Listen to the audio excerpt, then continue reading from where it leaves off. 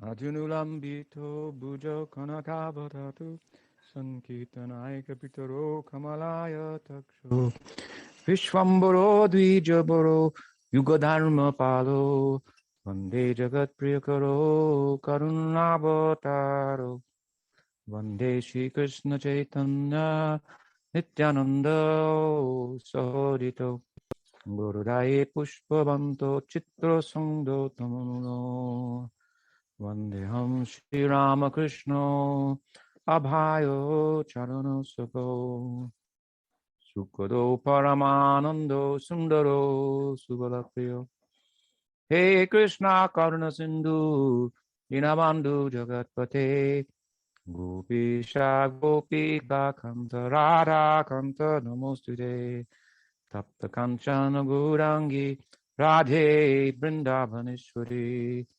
Vrishabhanu Sute Devi Pranamami Hari Priye.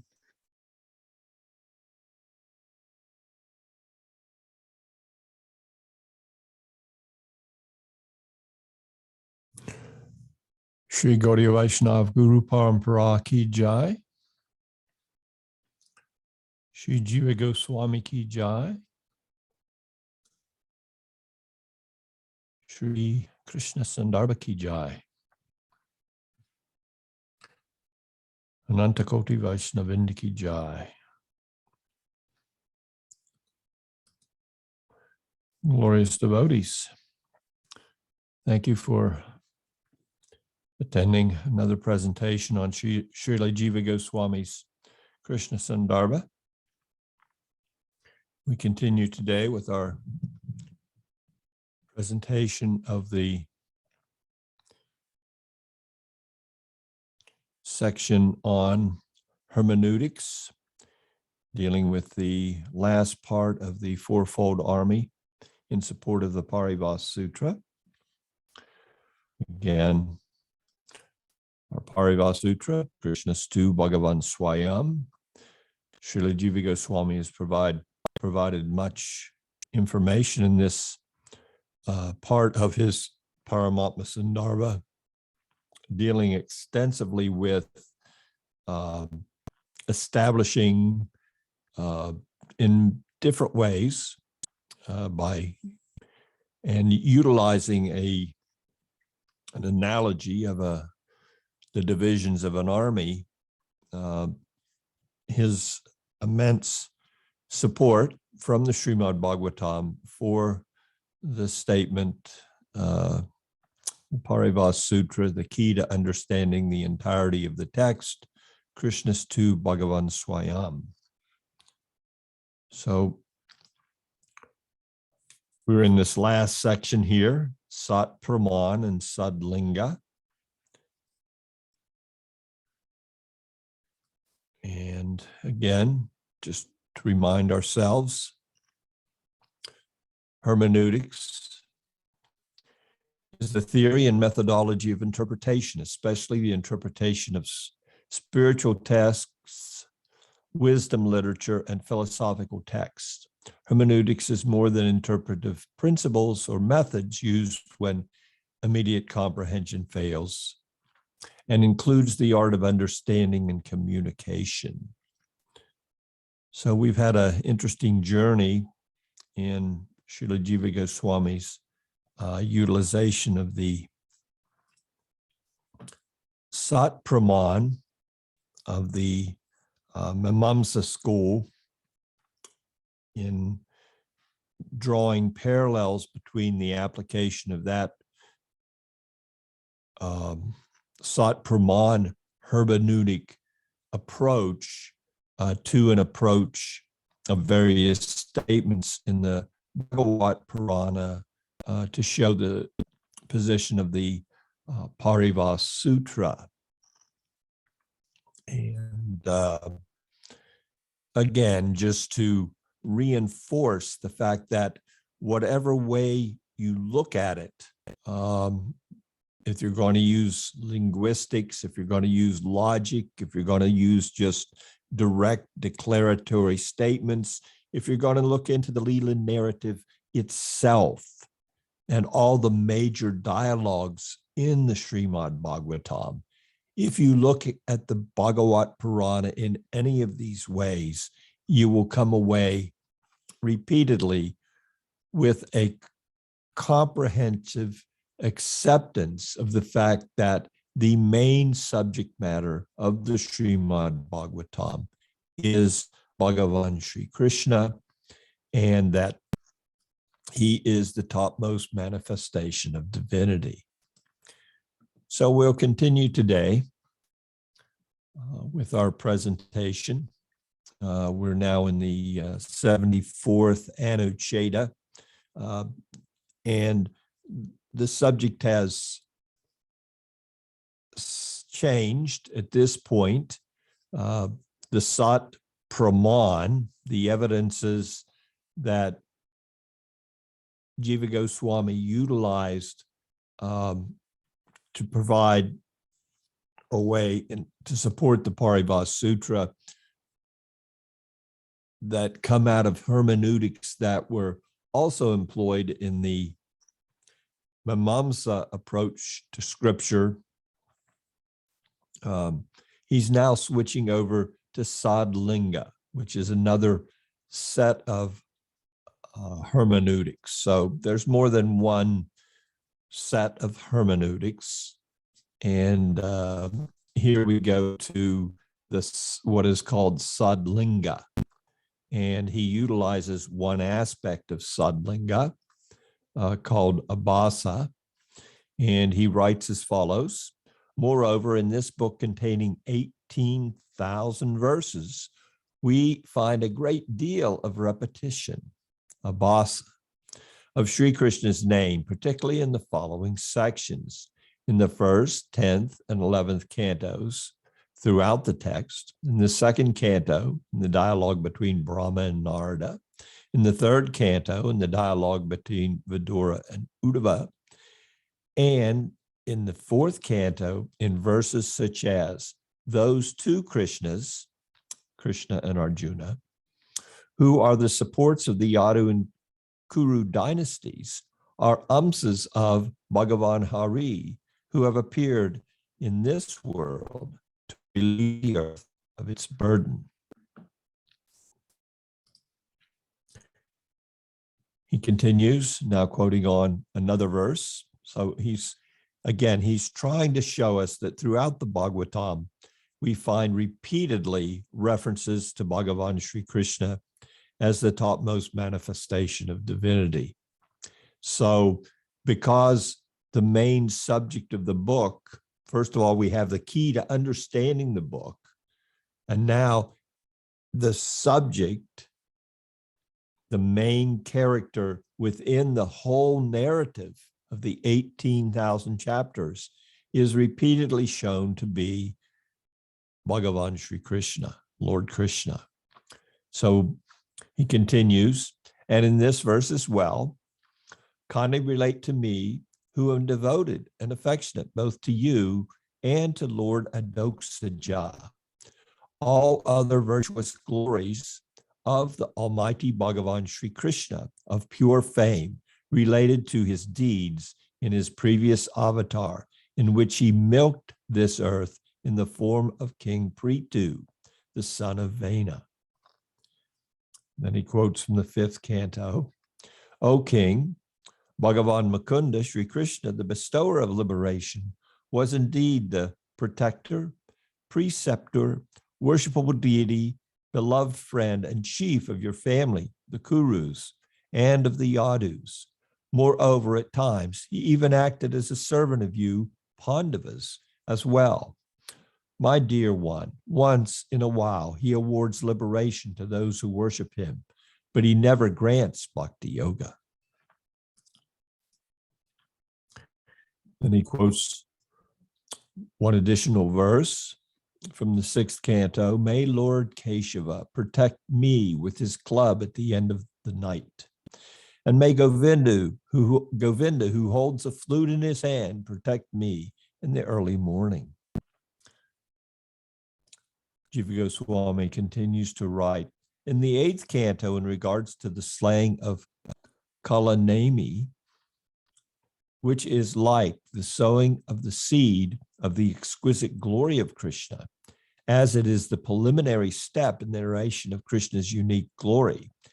This is due to the fact that Kalanemi was unable to attain liberation despite being killed even by Srimad Ajita himself. But when he was reborn as Kamsa, he was then liberated by him.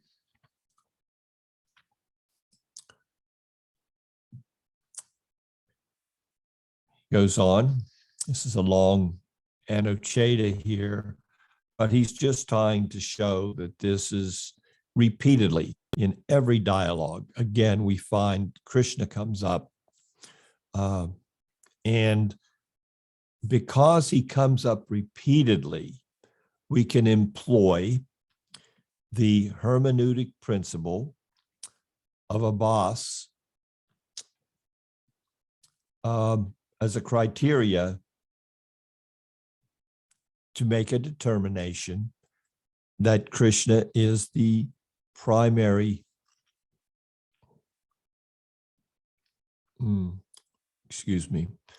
Krishna is the primary subject matter for the entire Srimad Bhagavatam. In the 12th canto, he quotes the following: "O Krishna, friend of Arjuna, best of the Vrishnis, you are the fire to burn the kings who are hostile to the earth. Your prowess is imperishable, O Govinda. Your holy glories are sung by the cowherd damsels and the servants of Vraj. Simply hearing about you is auspicious. Please protect us, for we are your servants."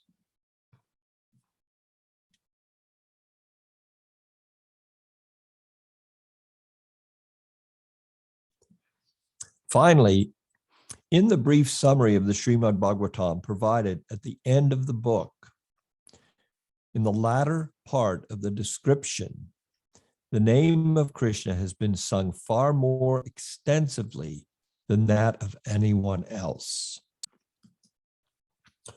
Whatever topic is repeated in a book is considered to be its primary subject. This conclusion has been supported even by others in their explanation of the sutra. Praman is full of bliss, because this has been affirmed repeatedly. Nandamayo Vyasat. On this basis, Sri Krishna is understood as the chief subject here in Srimad Bhagavatam. Thus, he alone is established as the original Bhagavan. Indeed, this book has been named the Bhagavat simply because it propounds the identity of Bhagavan. Moreover, it is not that the repetition found here involves no more than frequent intimation of him. Rather, it is seen that more than half of the book treats him as the principal topic of discussion, and that also in a manner exceeding all other descriptions in its mystery. Therefore, it has been appropriately said, all these are either portions, amsas, or minute portions, kalas, of the Purusha, but Krishna alone is Bhagavan himself. In a corresponding manner, I have examined the army of supporting statements of this imperial decree. So a little commentary in this regard is in order. And I think that we, as Gaudiya Vaishnavas, need to take to heart the significance of exactly how important the Srimad Bhagavatam is to our understanding. It does constitute the main source of Sambandha Gyan. And we find that all the great followers of Sri Chaitanya Mahaprabhu have drawn from the Bhagavata Purana in order to produce their seminal texts for our Gaudiya Sampradaya, whether it be Brihat Bhagavatamrita, which is a retelling of the Bhagavata Purana in a different narrative, but all the main subject, Krishna, is there throughout that presentation by Srila Sanatana Goswami. Or we go to Rupa Goswami's Bhakti Rasamrita Sindhu, we find the basis for all of those instructions on how to properly develop a relationship with the Supreme Lord in loving service are based on what's presented in the Bhagavata Purana. What to speak of the commentaries that the Goswamis and their immediate followers themselves have given extensive commentaries on the Bhagavatam. And of course, we find Jiva Goswami's Sandarbhas are really the unpacking of the Bhagavata Purana in a systematic way where Sambandha is presented in the four volumes, the first four volumes, the Tattva, the Bhagavata Sandarbha, Paramatma Sandarbha, and now in the Krishna Sandarbha. And then Jiva is then going to go forward to the Bhakti Sandarbha and the Priti Sandarbha. So, and all his entire Sandarbhas is based on the Bhagavata Purana. And then we find a retelling of the core understanding of Gaudiya Vaishnavism by Srila Krishnadas Kaviraj Goswami in the Chaitanya Charitamrita. And throughout that, there's immense reference back to the Srimad Bhagavatam. So we can't, as Gaudiyas, emphasize enough the necessity to take this understanding to heart and to immerse ourselves throughout our life in the Bhagavata Purana and those literatures that have come forth directly from it, as presented by the architects of the Sampradaya, the Goswamis, and the immense commentaries on the Bhagavata Purana coming forward in time. There's so much literature out there in relationship, but if we want to build a firm foundation, let us start with an understanding of the Srimad Bhagavatam and deal with these core literatures of the Goswamis and make sure that any other approach we have to our individual spiritual development is centered upon the Bhagavata Purana. It is the sunshine in our life, in our spiritual life. So it does provide the core understanding which illuminates everything to do with our spiritual development, the Sambandha, the Abhideya, and the Prayojan.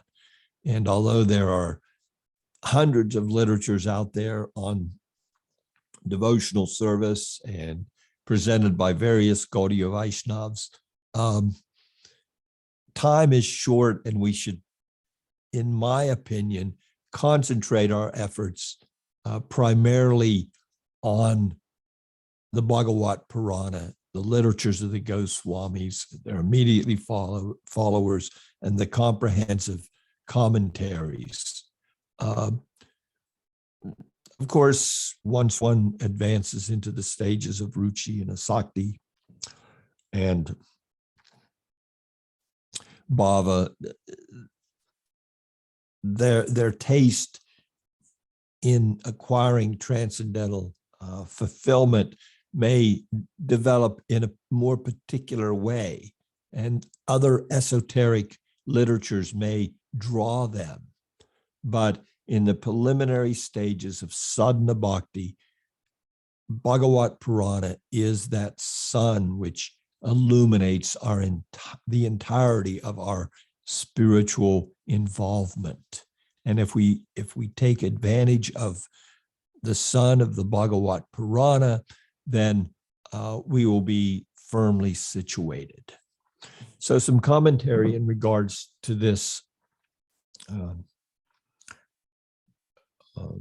linga here, Ṣaṭ-liṅga of repetition. Next, Sri Jiva Goswami surveys all 12 cantos to show that Krishna is the subject of the Bhagavata Purana by virtue of being spoken of more frequently than any other form of Bhagavan. The contents of the Bhagavata Purana are summarized by Sutta in 42 verses in the 12th chapter of the 12th canto. Of these, 17 pertain directly to Sri Krishna. It was said in Anucchedas 56 that almost half of the book is directly about Krishna. So this is confirmed by this indexing of its subjects. Sri Krishna is thus concluded to be the subject of the Bhagavat on the basis of abhasa, or repetition. Abhasa is one of the 6 hermeneutical indicators to determine the subject of a book. These are referred to as Ṣaḍ-liṅga and were discussed already in the Paramatma Sandarbha. Here in Krishna Sandarbha, Sri Jiva examines a second set of 6 hermeneutical principles called Ṣaṭ-pramāṇa, beginning with śruti, direct statements. In the concluding portions of Anucchedas 74, however, Sri Jiva refers once again to abhasa from the first set of indicators, Ṣaḍ-liṅga, in his commentary on the Vedanta Sutra, Anandamayo Sat. Sankaracharya also acknowledges abhasa as evidence of the truth that Brahman is intrinsically of the nature of Ananda. Sri Jiva points this out in order to confirm the universality of abhasa as a valid means of textual analysis. So if we look back to the Paramatma Sandarbha and the referenced Anucchedas, particular in the 105th Anuccheda of the Paramatma Sandarbha, Jiva Goswami writes the following there. We will now deliberate on the meaning of the Bhagavatam according to the 6 criteria by which a book's purport is asserted. In view of this preeminence of Sri Bhagavan, these criteria are described as follows. And then Jiva Goswami writes, the 6-fold criteria by which one can establish the meaning of a text are the introductory and concluding statements, repetition, originality, result, glorification, and logical confirmation. So these 6 make up Ṣaḍ-liṅga, as opposed to the Ṣaṭ-pramāṇa, which was presented before here in the Krishna Sandarbha, beginning with śruti and the other 5 indicators. So these are other indicators, and while the Ṣaṭ-pramāṇa deals with specific statement and the structure of sentences and the way things are presented in the literature, Ṣaḍ-liṅga looks more at the overall text itself. So Ṣaṭ-pramāṇa is more of a focused look at the content put forth in a literature and the content and how it's presented, whereas Ṣaḍ-liṅga looks more at the literature in its entirety. And so these two complement each other. And Jiva Goswami here has used both of these systems of understanding a text, Ṣaṭ-pramāṇa and Ṣaḍ-liṅga, to reinforce the understanding of the key approach to the Srimad Bhagavatam, and that is the acceptance of Bhagavan Sri Krishna as the topmost manifestation of divinity. So if we look at a book, we can look, the first one, the introductory and concluding statements, they generally are in relationship to the subject of the book. Repetition throughout the book is generally there of the subject of the book. Originality, the presentation of the subject of a book in different ways within the literature in an original and new way for the reader. The result, when you walk away from reading a literature, what's the result? What are the thoughts? What have you gained from that reading? Glorification is the fifth, and we find in any literature glorification of the main subject of that literature. If it wasn't a glorious subject that was being presented, then who would be really interested in taking advantage of it? Of course, we can think of some contradictory applications, but there the glorification would be in understanding a negative topic for your well-being. And of course, 6 is logical confirmation. After reading a literature, you should be able, by looking at the entirety of what you have taken in through your reading, you should be able to logically arrive through the direction of the writer at the conclusion intended by him in regards to the main subject being presented. We'll continue a little bit more in the commentary here, just so we understand it.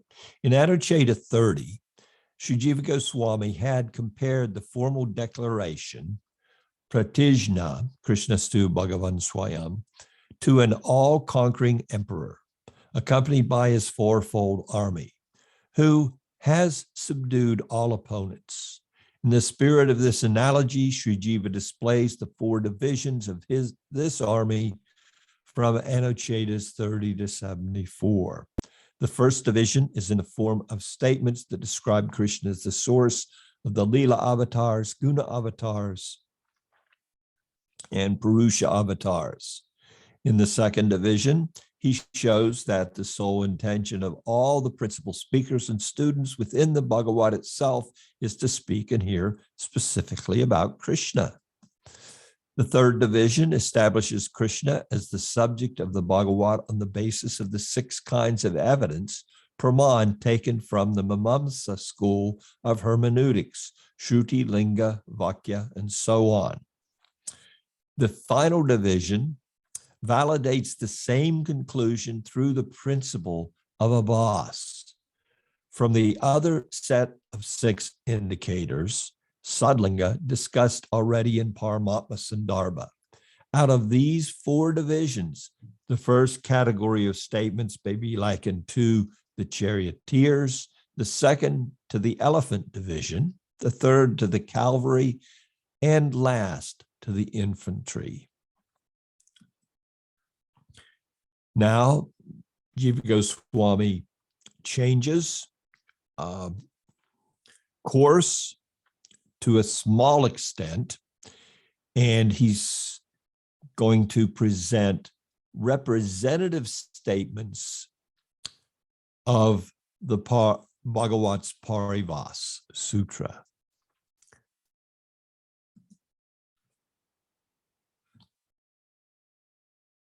So again, we're in the same Anucchedas. So you can see Jiva Goswami is really pounding the post here and making sure that we can look at this from the Fourfold Army. And now let me give you some representative statements within the Bhagavatam itself in support of the Paribhāṣā Sutra. And then he'll conclude by giving representative statements from other scriptures that support the Paribhāṣā Sutra, and conclude this portion of his presentation of the evidence in the Krishna Sandarbha. So he's at this point, he's taken up the position of a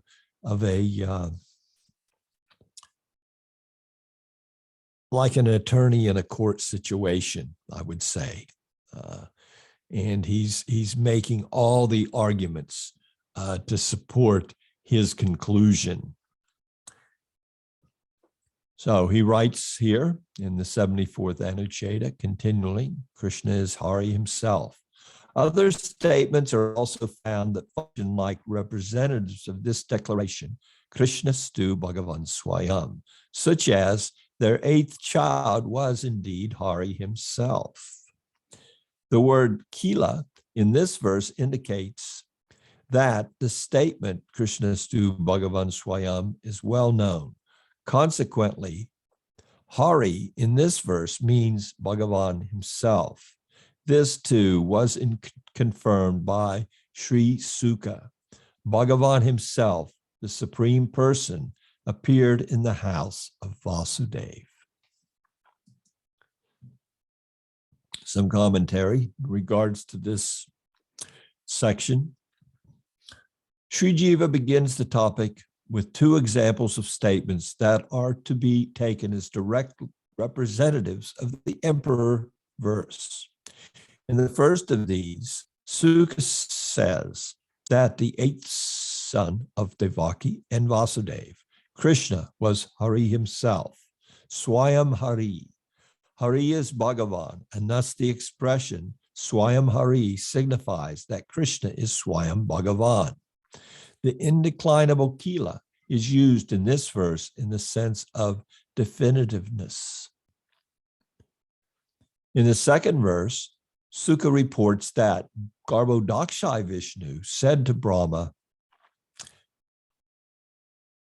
he reports what Garbhodakṣai Vishnu said to Brahma when the latter approached him to plead on behalf of Mother Earth.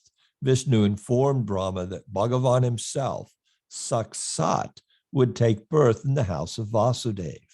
The word Sakshat means direct or without any intervention. In the present context, it conveys the same meaning as the word Swayam. Hence, both these verses are seen to echo the emperor's statement, Krishnastu Bhagavan Swayam.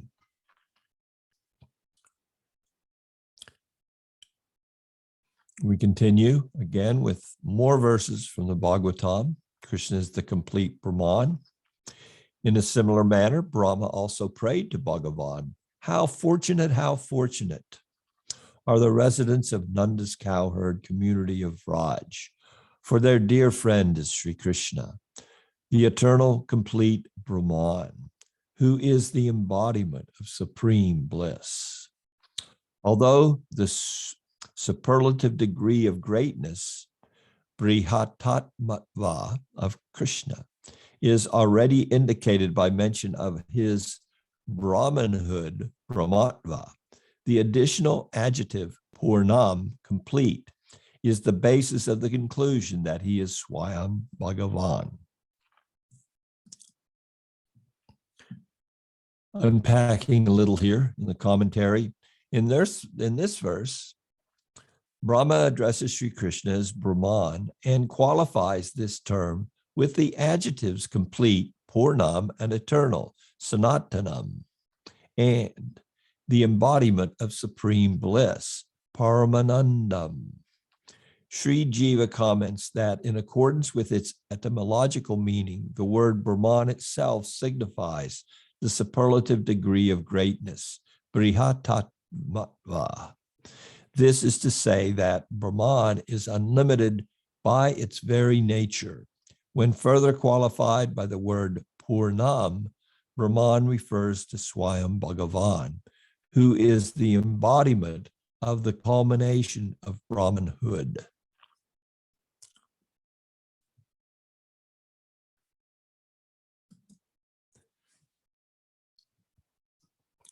Jiva Goswami continues in the same line. No one is equal or superior to Krishna.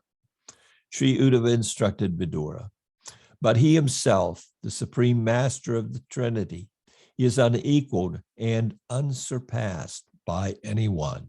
The totality of his will is always already fulfilled by virtue of his own intrinsic supreme opulence.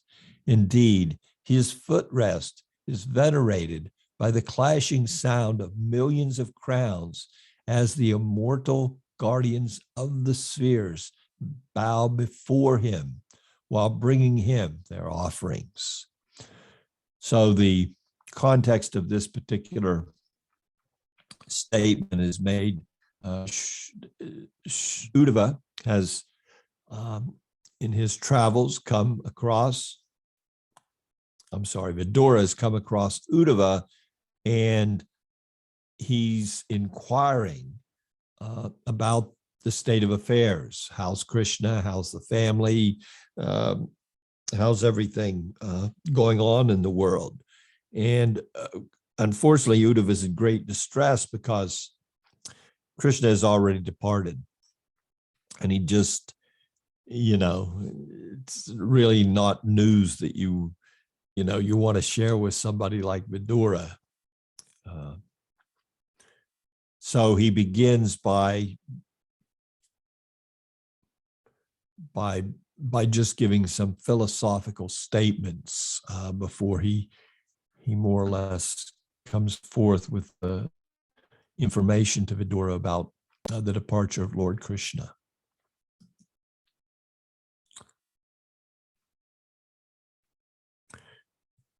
The Anucchedas itself continues, no one is equal or superior to Krishna.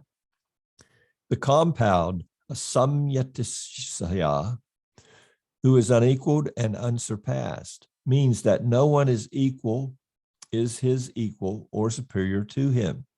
The reasons for this are stated as follows. He is the supreme master of the Trinity, meaning that he is the Lord even of the threefold manifestation of Sankarshat, Pradyumna, and Aniruddha, because he is the complete whole, Amsi, of which all others are but the parts, Amsas. As a result, the totality of all enjoyment is always already attained by him solely by virtue of his own intrinsic opulence in the form of the all-exceeding supreme bliss.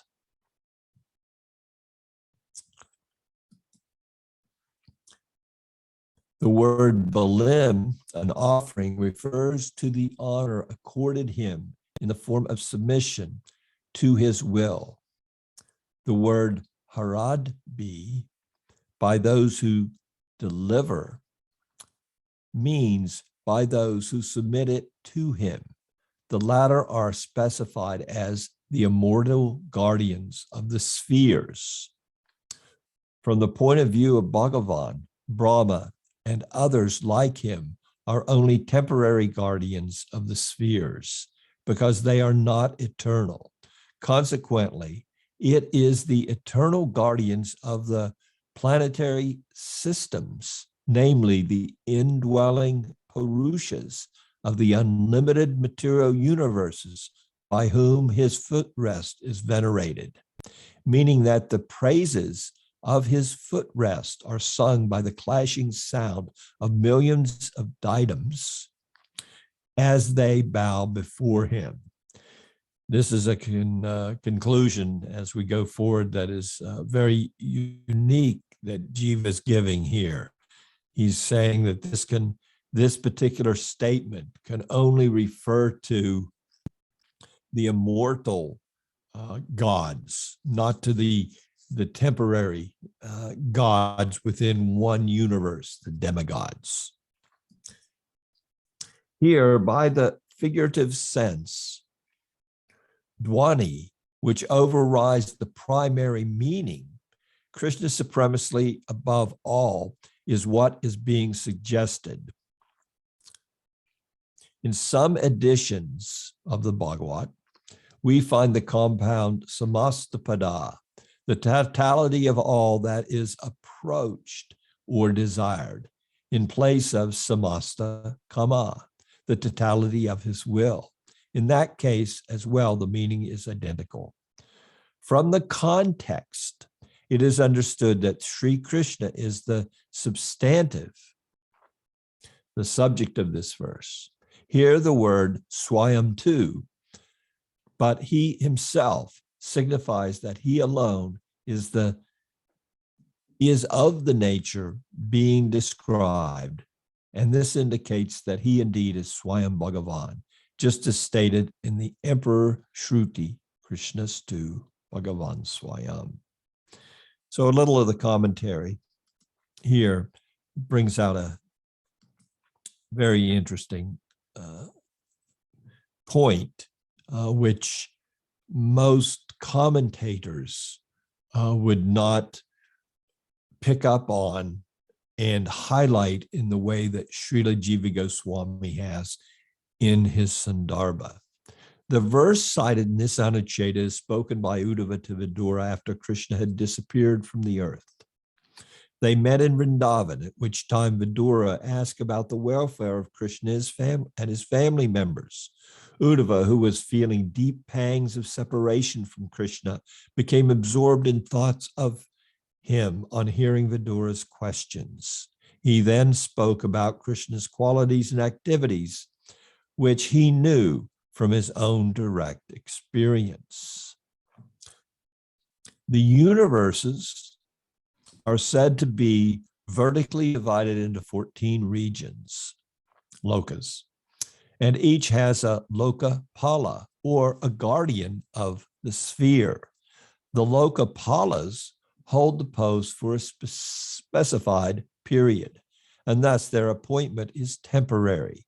The word chira, a long time, may in certain instances be used in reference to the devas who live long lives in comparison to human beings. In relation to Bhagavan, however, the devas, being non-eternal, are not long-lived at all. For this reason, Sri Jiva concludes that here the word chira, qualifying the guardians of the spheres, means eternal, and hence the compound chira loka palai is not referring to the ordinary lokapalas at all. Rather, the lokapalas being indicated are the limited manifestations of Garbhodakshai Vishnu, who are eminent each within their own individual universe. Among the three guna avatars, Vishnu is the protector. And so it is not illegitimate to address him as a lokapala. So this is an interesting approach because that Jiva's using. He's taking the secondary meaning of a word and he's using that as the primary meaning in the context of what Sri Uddhava is saying to Vidura in order to bring out a greater glorification on Uddhava's part of Bhagavan Sri Krishna. So it's quite unique in that by taking this word meaning, this word, chira, to mean all the heads, all the crowns that are at the footrest of the Supreme Lord and clashing together. This has to refer to eternal beings, not just to the devas who live such short durations of time. In comparison to our life, they live,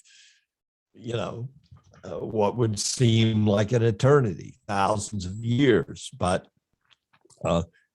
we also have scriptural statements that make it clear that the entirety of the material manifestation, the entirety of it is contained within one moment of the Supreme Lord. So from the transcendental viewpoint, the material manifestation is very short in its duration.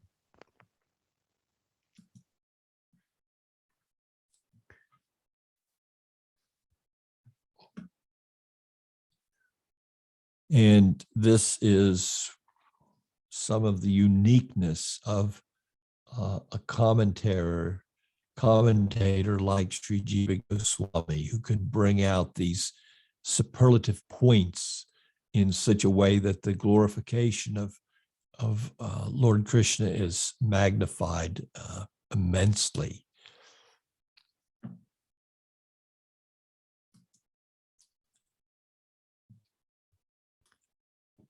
We continue here. Sri Krishna's fullness compared to the moon. Krishna's completeness is also shown by way of an example, as in the words of Sri Sukha. Just as the full moon arises in the east, the indweller of all beings, Bhagavan Vishnu, manifested himself through Devaki, who possesses a divine form. The word yatha, just as interpreted by Sridhar, means as he is, in his own intrinsic being. Some explanation here. Sukadeva offers the example of the full moon to indicate that Krishna is the complete Bhagavan and not an avatar or an expansion of someone else. The word pushkala, qualifying the moon, means not only full, pusta, but that which includes all its partial phases, kalas. By extending this analogy to Krishna, the implication is that he is complete with all his kalas or potencies. The indeclinable yatha is used to compare one thing to another, whereas yathavat means as it is. Taking the word yatha in the latter sense indicates that Vishnu appeared from Devaki exactly as he is, and not in some lesser form. Just as the full moon appears as it is, so also Bhagavan appeared as he is in the fullness of his own intrinsic being. So one more Anuccheda, and we will conclude this little section where Jiva Goswami's again gone back to the text of the Bhagavata Purana, pulled out specific verses and given an unpacking of those verses to further reinforce this subject that Krishna stu Bhagavan Swayam, that Krishna is the topmost subject of the Bhagavata Purana, no matter every way you look at it, you can not come to any other conclusion. And here he's even taken particular verses in this little subsection. He's taken these particular verses and he's given an interpretation to those verses, an unpacking, an explanation that further reinforces his position. As also Sri Sukha said, the full moon shone in the unlimited sky full of stars, just as Sri Krishna, the master of the Yadus, shone here on earth, surrounded by the Vrishnis. The meaning is self-evident. And since this Mahapurana is Sri Krishna's representative, he must be its principal subject. This idea is expressed by Sri Sutta. So we go back to the beginning of the Bhagavata Purana. Sutta Goswami says there, after Sri Krishna's departure for his own abode, accompanied by religion, knowledge, and so on, this Purana has arisen like the sun for those bereft of sight in the age of Kali. The meaning is clear. We'll conclude with this little bit of commentary. One of the 6 questions raised by Sunaka was, where has Dharma taken shelter now that Krishna has left for his own abode? Sri Sutta replied that in Krishna's absence, the Bhagavata Purana will provide light to the people of the world. In other words, it will act as his representative or proxy, taking his place when he is absent from the vision of the world. Aprakrita.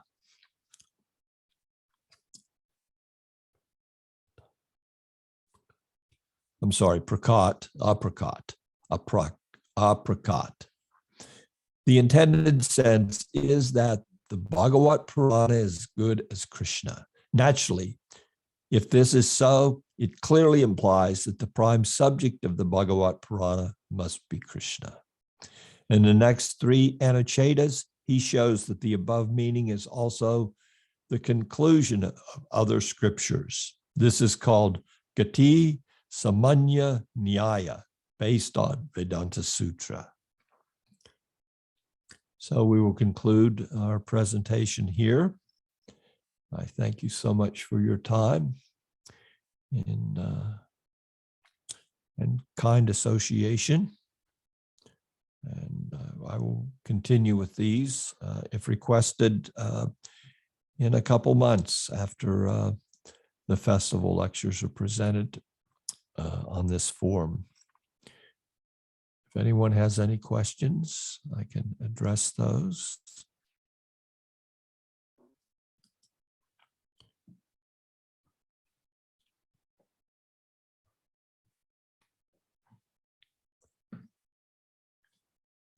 Otherwise, Vanchakalpadubhischa, Kripasinabhevacha, Patitanam, Pamadevyo Vaishnavijya Namo Namaha. Thank you so very much. Hare Krishna.